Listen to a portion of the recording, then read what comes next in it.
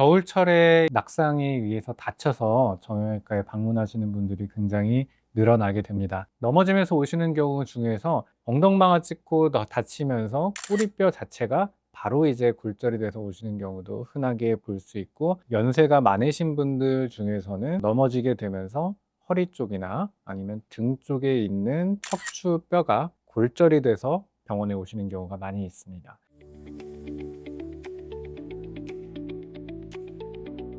아무래도 겨울철에 낙상에 의해서 다쳐서 정형외과에 방문하시는 분들이 굉장히 늘어나게 됩니다. 당연한 얘기지만 겨울철에 이제 눈이 오거나 비가 오고 난 후에 땅이 얼게 되면서 미끄럽기 때문에 넘어지면서 허리가 다쳐서 오시거나 아니면 고관절, 손목 이런 데가 다쳐서 정형외과에 오시는 경우가 굉장히 많고요. 겨울철이 되면 날씨가 추워지기 때문에 다들 이제 옷을 두껍게 입고 걸을 때 주머니에다가 손을 넣고 걷게 되는 경우가 많기 때문에, 이러면 당연히 균형 감각이 많이 떨어지니까 미끄러운 곳에서 쉽게 낙상을 해서 다쳐서 오시는 경우가 많이 있습니다.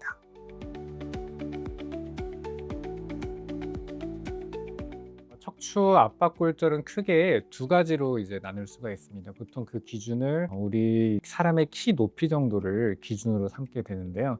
이 키보다 높은 곳에서 이제 떨어져서 다치게 되는 것을 고에너지 외상이라고 부르게 되고, 키보다 낮은 높이에서 이제 넘어지면서 생기는 경우를 저에너지 외상이라고 부르게 됩니다. 고에너지 외상 같은 경우에는 대부분 사다리나 공사장, 높은 곳에서 일하시다가 실수로 떨어지면서 발생을 하게 되는 경우가 많이 있고요. 그렇기 때문에 대부분은 더 젊은 분들이라던가 특히 남성분들에서 많이 발생을 하게 됩니다. 다른 이제 저에너지 외상 같은 경우에는 키 높이보다 낮은 데이기 때문에 화장실에서 미끄러져서 넘어진다던가 아니면 걷다가 넘어져서 다쳐서 오시는 경우가 대부분입니다. 그렇기 때문에 이런 저에너지 외상의 경우에서는 젊으신 분들보다는 고령, 뼈가 약하신 분들, 골다공증이 있는 분들이 흔하게 발생하기 때문에 대부분은 제일 흔한 것들이 이제 고령 여성분들 중에서 많이 발생을 하게 됩니다.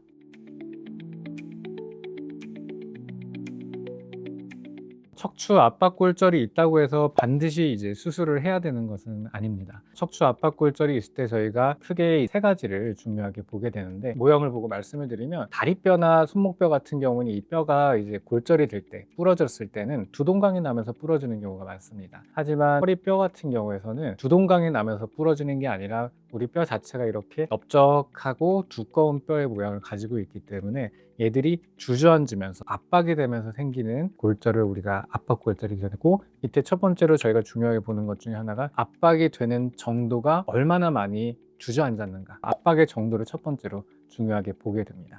그리고 두 번째로는 척추의 뼈가 얼마나 골절이 됐는지와 함께 뒤쪽에 있는 구조물들에도 손상이 생겼는지를 중요하게 보게 돼요. 이 뼈 자체, 뒤쪽에 있는 뼈와 인대 복합체들에 손상이 있는지 중요하게 보게 되고, 뼈랑 뼈 사이 공간으로 신경이 지나가게 되는데 골절이 생기면서 이 신경을 누르고 있는 것이 있는가, 이거를 또한 중요하게 보게 됩니다. 만약에 후방에 있는 구조물도 다치고 신경이 지나가는 통로로 뼈가 돌출이 되면서 신경을 압박을 하게 되는 경우에는 수술적인 치료가 필요할 가능성이 굉장히 높아지게 됩니다. 하지만 뒤쪽 인대나 신경이 다치거나 이런 게 동반되지 않은 상태에서 이 압박이 된 정도가 심하지 않은 경우에서는 수술적인 치료가 아니라 비수술적인 치료를 통해서 호전을 시켜볼 여지가 충분히 있습니다.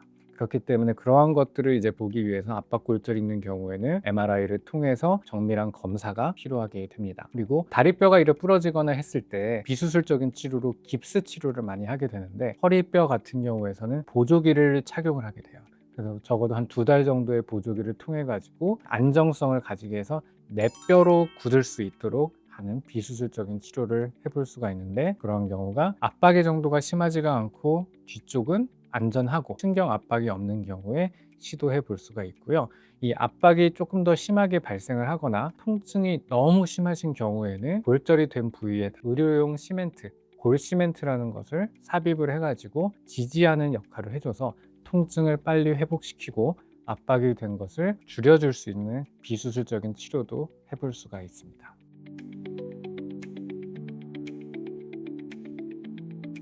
재골절이라는 거는 낙상을 하거나 이렇게 했을 때 생길 수가 있겠죠. 뼈가 이제 저절로 잘 붙고 나서도 이 뼈는 또 내 뼈잖아요. 그래서 또다시 외상이 생기거나 했을 때는 재골절이 생길 수 있는 위험도가 있기 때문에 특히 고령이고 하신 분들은 낙상에 대해서 주의를 꼭 하셔야 됩니다.